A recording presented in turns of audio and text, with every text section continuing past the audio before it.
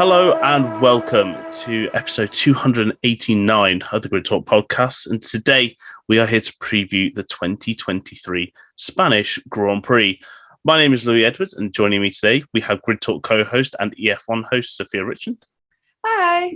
We have F1 broadcaster Charlie White. Hello, everyone. And from the Grid Strip podcast, we have Philip Mathew. Hello.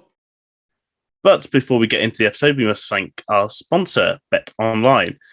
Bet Online is your number one source for all your basketball info, stats, news, and scores. Get the latest odds and lines and the latest matchup reports for this year's NBA basketball playoffs. Bet Online is your sports intel headquarters for this season, as we have you covered for all your insider sport wagering needs, from basketball, MLB, NHL hockey, golf, to UFC and boxing. The fastest and easiest way to get your betting info, including live betting options and your favorite casino and card games available to play right from your home. So get into the action today and head to the website or use your mobile device to join, and be sure to use our promo code BLEAV, that is BLEAV, to receive your 50% bonus on your first deposit. Bet Online, where the game starts. Well, Sophia, we will start not with the team that is absolutely running away with the Constructors' Championship, but the new, well, not really new track layout that we have for this year. Let's say the improved track layout that we have for this year. The removal of that god-awful final chicane, and now is a long right-hander, beautiful chance for more overtaking at a track that, let's face it, desperately needed it. Yeah, I'm so excited. Now we're going to like the more traditional circuits. Obviously, we just had Monaco, which, yes, it's traditional, but it's not traditional. That kind of makes a sense of it. But yeah, I'm really excited. I watched the F1 Academy highlights, which were in Barcelona 2 weekends ago as well, and Freca as well, because they raced was in Barcelona as well, and seeing how much of a difference that's made and how competitive it will go, I'm really excited. And also like how the DRS has been very powerful as well. I think there'll be obviously more battles, especially with a track it's traditional, it's slightly boring, but it's a classic. I'm really excited to see what these new teams come out with, and also potentially some of the upgrades as well. It was mentioned in Monaco that there'll be a few upgrades coming to Barcelona as well. So I'm really excited. So I'm hoping it will be a really good show for it. Yeah, it is an amazing track. I was lucky enough to go pre-pandemic, and it's a great track to visit. But yeah, watching the racing there has never been too spectacular. So Charlie, we will move straight on to our dominant gods, basically, in Formula One at the moment, Red Bull. Of course, it didn't particularly work out very well for Sergio Perez, but for Max Verstappen, he's on an absolute roll, and it's hard to see anyone coming close, even if it is Fernando's home race. No, definitely. And I was kind of thinking this after the Monaco race that just went by, in that could have been Fernando's chance to finally, get his podium, his first place this year. And we're only a few races in, obviously, but does this Red Bull become the most winningest car in Formula One? At the rate we're going, it's very possible that it will dethrone the McLaren of days of yore on winning percentage. And because of that, the removal of the chicane is just going to play into that straight line Red Bull strength, because they don't have to brake, they don't have to slow down. They can just hammer out a turn 12, make that little bend in 13, come out, slow down a bit for 14, and then shoot off that straightaway. So, like, this track is going to be Red Bull 1-2, I imagine, because even if somebody gets behind someone else, that DRS is, Sophia was mentioning, we've discussed it at length before. That DRS on the Red Bull is ridiculous. So they get behind anybody, they're just going to blast past.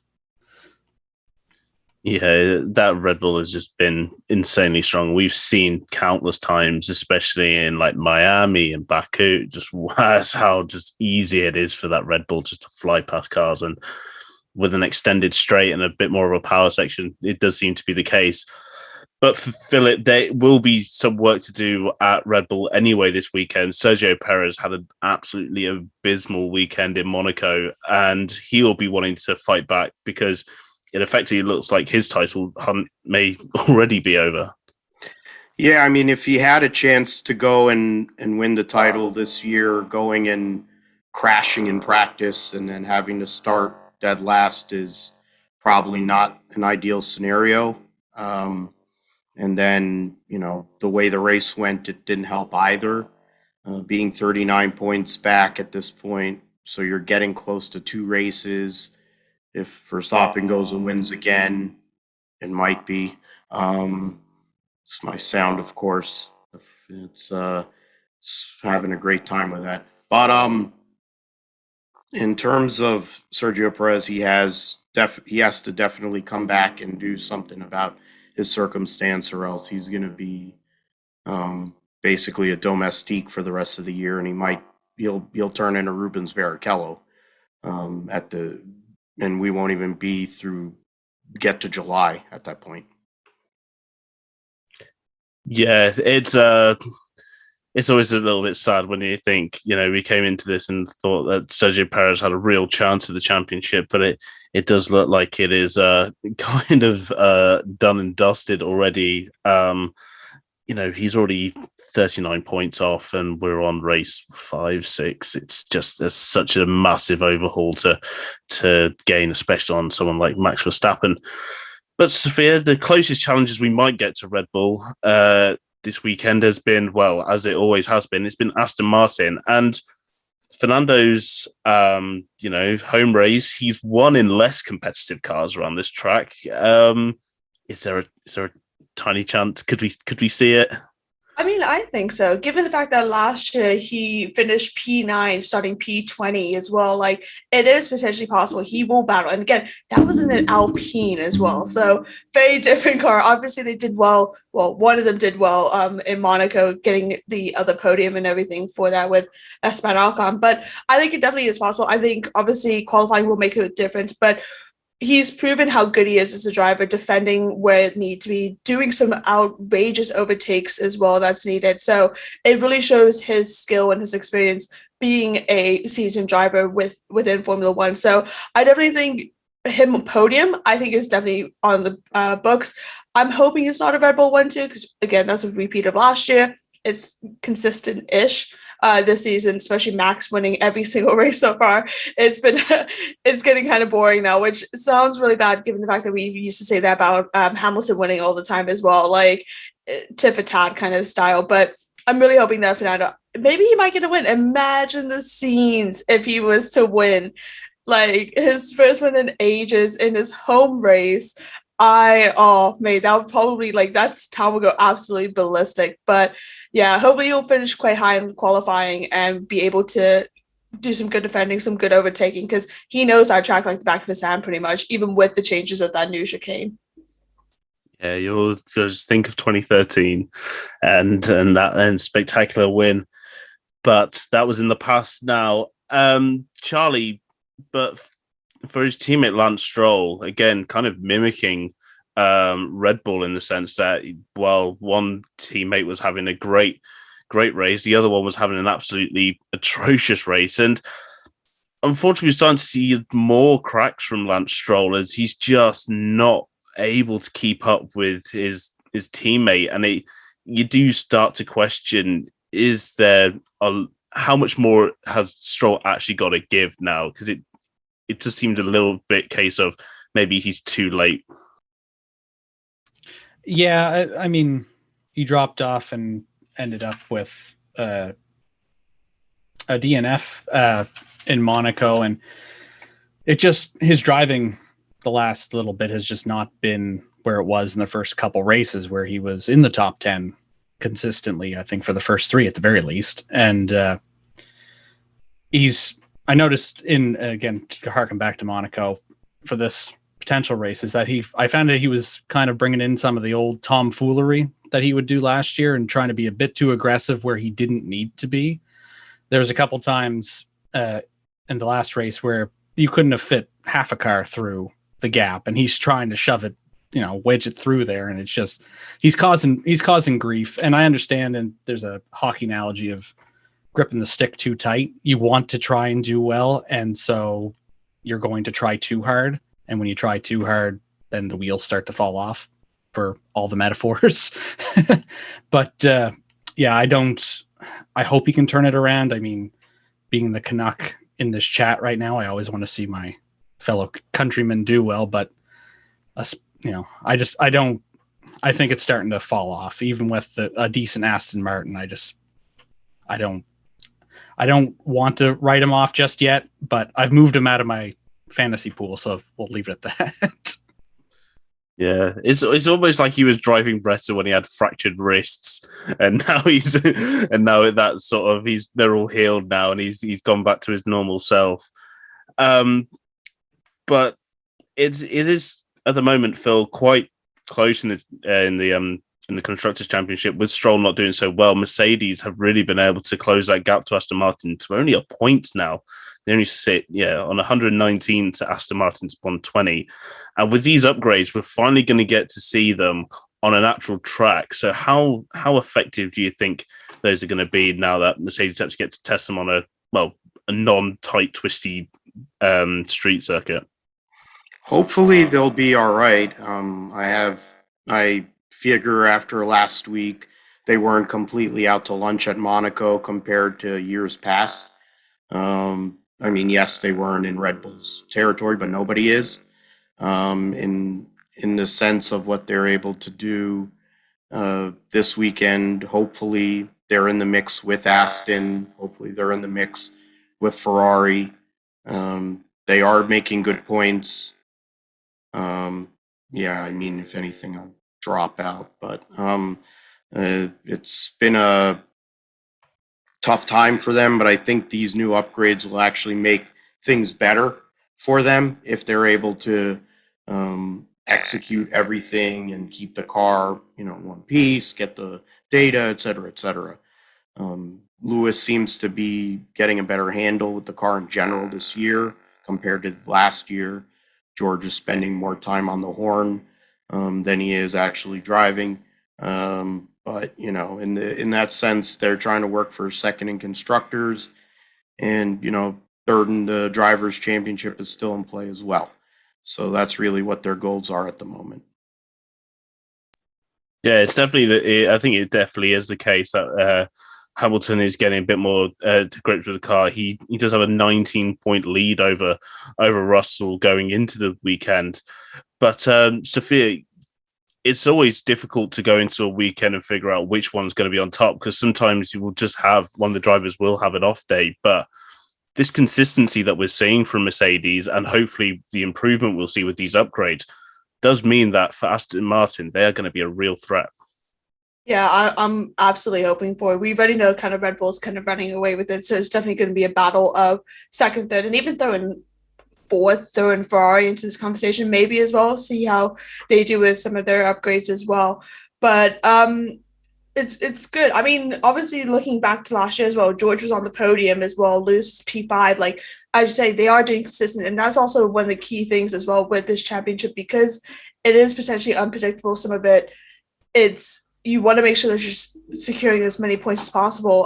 Look at Esteban Ocon last year being very consistent, getting points and finishing above Alonso in the standings and everything for it. But yeah, I mean, it's going to be interesting now as well in regards to upgrades, the fact that we've now seen both floors of Red Bull and Mercedes as well. Those cameras and those photographers are doing everybody a nice justice as well for talking about the different floors and the upgrades as well. It's going to be interesting to see after the summer kind of the additional upgrades, or even if they're able to get it in before the summer break, because that's now kind of thrown another spanner into the works about what teams can do to improve and be consistent without kind of failure. So I am expecting quite a decent outcome for Mercedes for this weekend coming in Barcelona. Do I think it's going to be another podium? Probably not, but I think it will be probably top 6 finishes for that. So we'll see. Yeah, there's certainly, there does seem to be a good evidence now that they have side pods, that they might actually be a bit more of a force to the rest of the the rest of the pack. And for one, Charlie, that's not going to be good news for Ferrari, who at the moment just can't seem to get it right on a weekend to weekend basis. It's just they have not looked anywhere as competitive as they did in Baku, and even then that was still monstrously overshadowed by the pace of the Red Bull. It's just looking like fourth place is kind of their spot, and if they can compete, it's only very briefly and mostly in qualifying. No, it's true, and they're going to want a better showing than the Grand Prix of last year, because Leclerc, he lost power and got a DNF. I think that was lap 28. Sainz spun off in turn 4 and lost places there, and it just seems to be a continuation of a lot of bad luck. Maybe some of it's luck. I don't think it's so much strategy as it was last year. Just things aren't going Mercedes. Things are going Mercedes' way. They're not going Ferrari's way. And in the there was a clip, an interview clip that Leclerc, that Charles did, and he pretty much said, we're not happy with where we are. We've got a lot of work to do recovering performance, because right now we're just too far away. So, and he hit the nail on the head with that one. They just need to be better, and crashing into walls and that kind of, I could not match their driving skill, but there are some things like crashing into walls that you could take away and you'd easily improve performance. So by that, I'm kind of floundering here, but they just, for a team like Ferrari, it's just kind of odd to see them just struggling the way they are and trying to get anything to go their way, between place penalties because we've had to replace electrical units twice, and it's just falling apart. Yeah, it kind of feels like standard Ferrari things at this point. It's just that inability to just get it right on a consistent basis, and it's definitely starting to show in the drivers that are getting fed up with it. Carlos Sainz obviously had a bit of a when he had an absolute rant over the radio with his strategy, and he clearly was very unhappy with some of the decisions that are happening. But Sophia, it is his home race. There is still that opportunity with that home race advantage. They say, well, it gives you a few tenths, and that few tenths might be needed. Yeah, I mean, to be fair, well, you got 2 home races above Alonso and Sainz. I think that was when last year it was like the joke about Sainz and gravel traps as well, because he was always going into the traps then.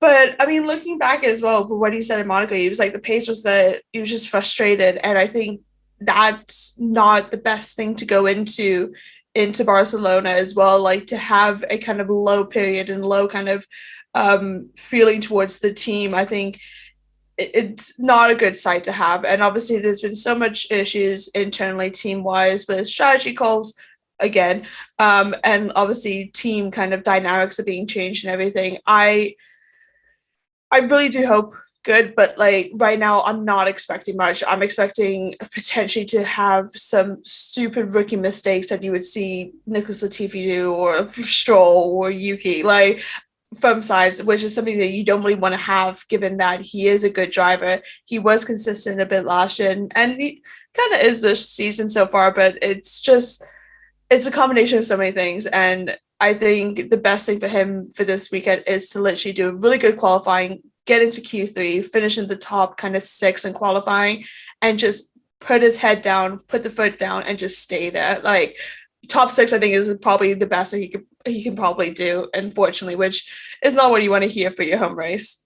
So one team that's going to be hoping for a repeat of last week, Phil, is Alpine. And to say that they had a terrible start to the season was an understatement, but they have managed to bring it all the way back. They got Ocon on the podium, Gasly very securely in the points, and they've completely bunny hopped McLaren, and now they're going to be looking to absolutely just fly on and maybe even catch Ferrari.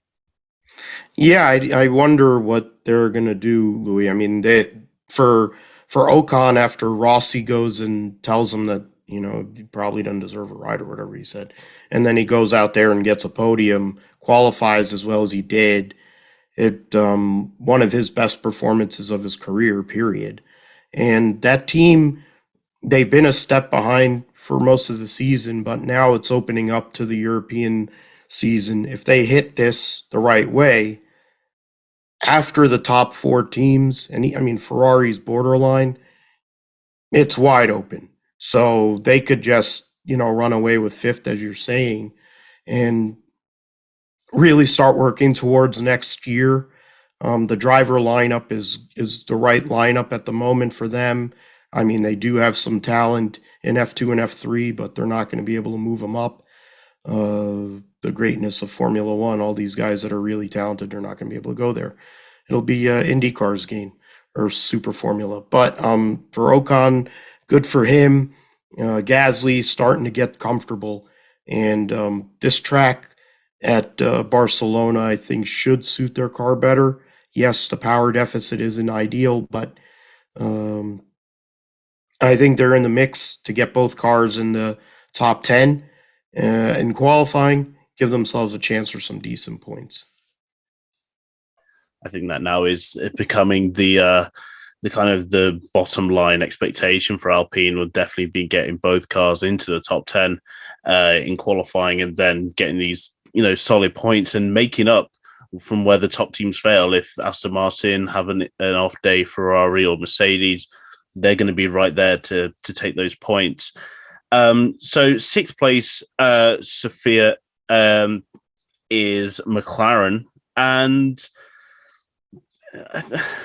they're okay, I guess. Oscar Piastri is definitely starting to get a lot more comfortable in his car. He's really closed that gap to Lando, but I think at the moment they are both probably getting the most out of that car, because it's still not great, but it's at least good enough to be getting those sort of lower end, 9th, 10th places. Yeah, I was not hoping that to be the case for this season for McLaren, but it's just becoming very much a fact now. Yeah, with double points last week, really good, especially for Oscar, because he does need it, given the fact that he's a rookie. I think he was probably a little bit sour at the fact that Alpine was doing so well and he's in McLaren, but yeah, they're just so average this season. And I think, like you said, if they're getting 10th and 9th, I think that's a good day for them. I think they're very similar to be battling with Haas and Williams and AlphaTauri towards the bottom of the pack, and Alfa Romeo as well. I think it's just we'll see how it goes, but I'm really hoping that they kind of do well. But the fact that they aren't getting into Q3 properly in qualifying, that's a big issue as well. They just don't have the power, they don't have the speed for it.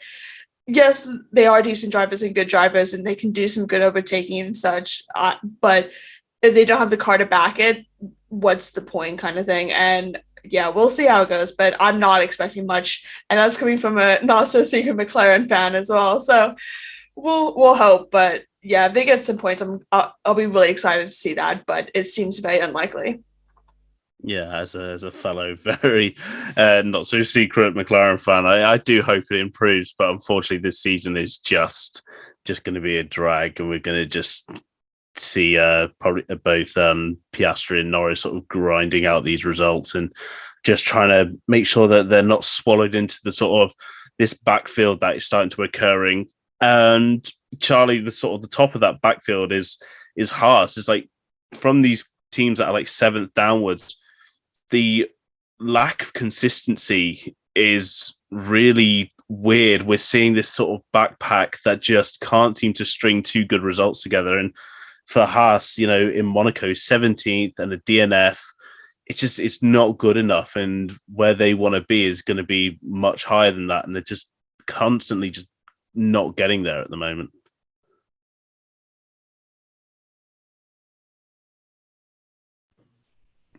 No, and you go and look at how Hülkenberg can do incredibly decent qualifying runs, and then will fall off and end up dropping pretty much out of a race. And Magnussen has decent races, but they just can't seem to really crack that top 10 consistently. It's a roller coaster ride. You have a decent race, and then you drop to the bottom, and then you have it. All right, well, they might be back this one, and then it's just yeah, it's this backpack that's forming up.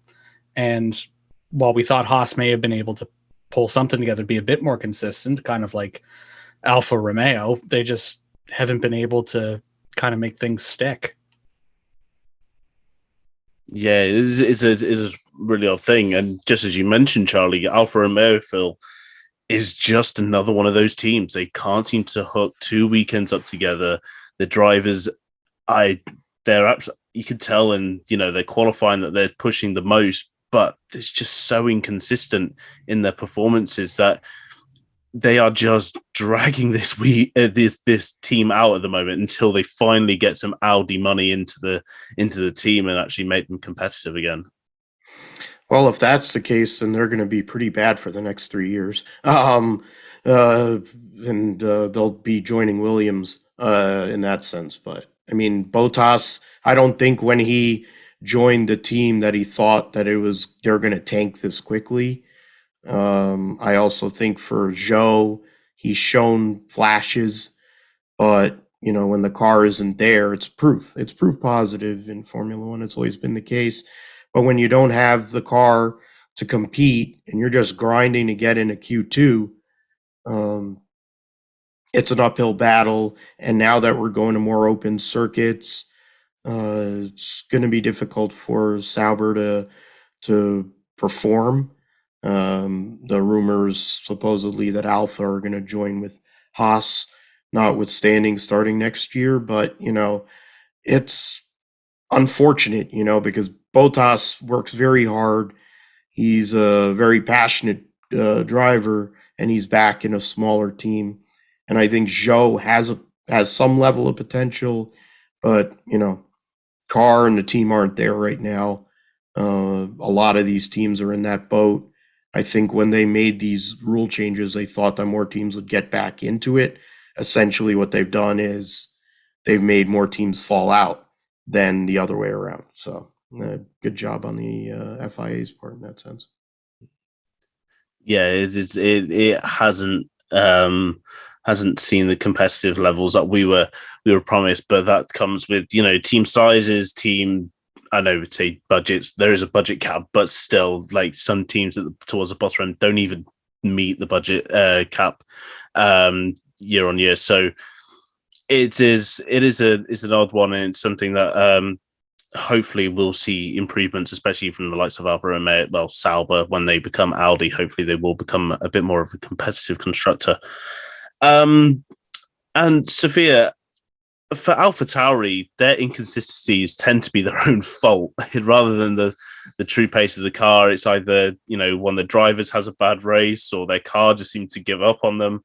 And Yuki, for all of the sort of stick he gets, and maybe rightfully so in the first couple of years, we've seen some real, improvement this year, and he was on for points. So there was no doubt he did an exceptional job in Monaco, but then his brakes failed. Yeah, I mean, oh my God, his radios as well. It makes my day when I hear those ones. I get fearful when I hear Ferraris, but then I actually enjoy Yuki's ones.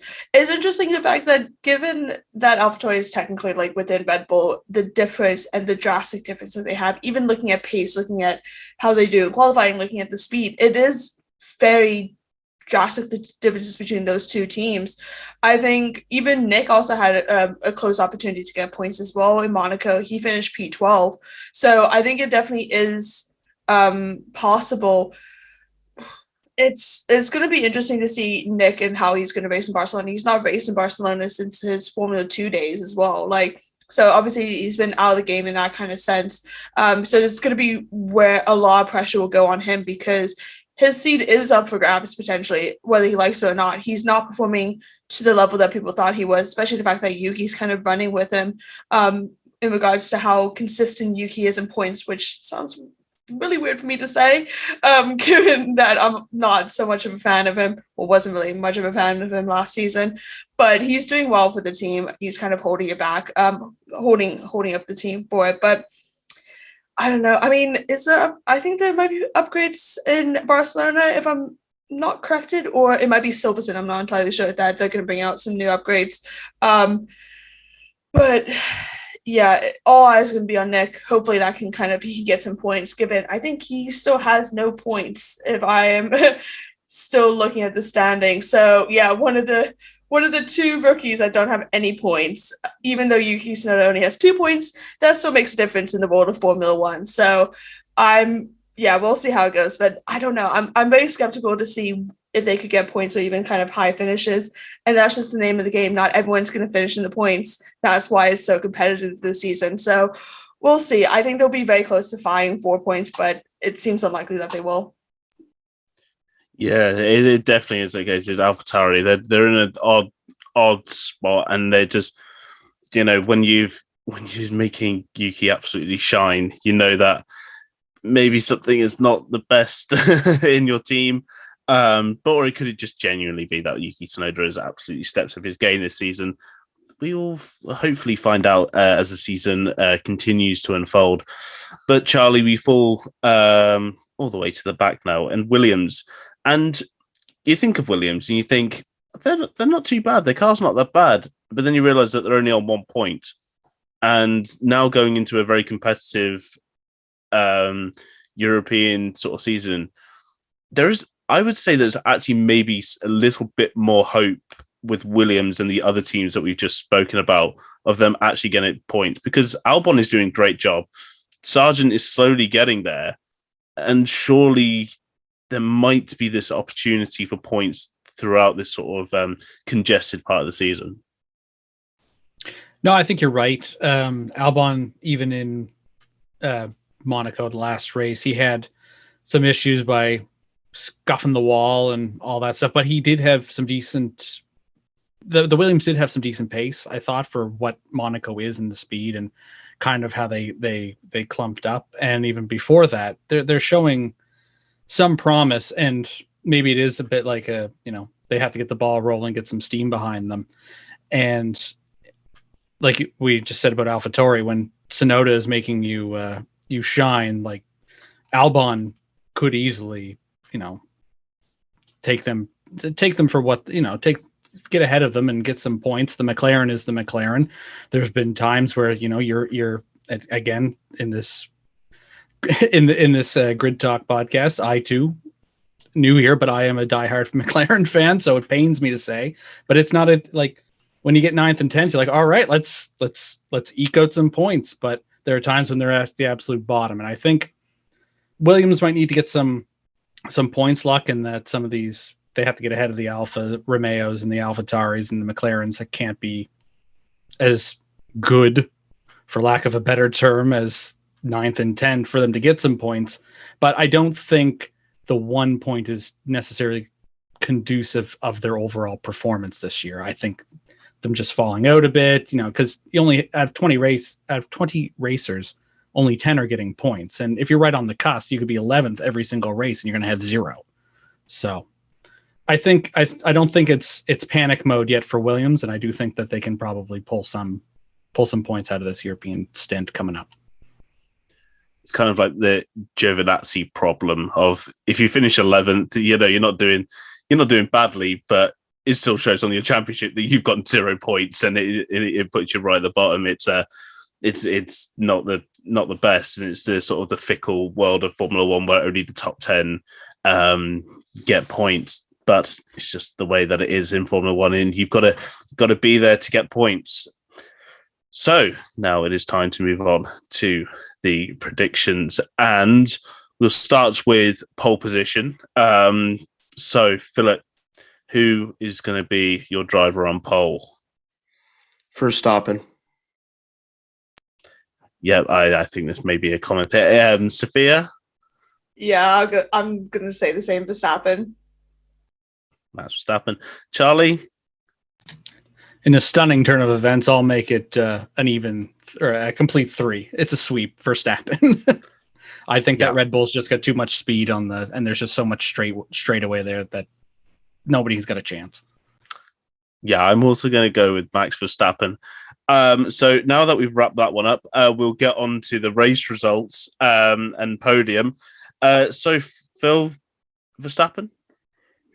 Sure. And then we'll go with Checo having a recovery drive this weekend and finishing second, playing his domestique role, bringing in the Tour de France since we'll be going to France soon.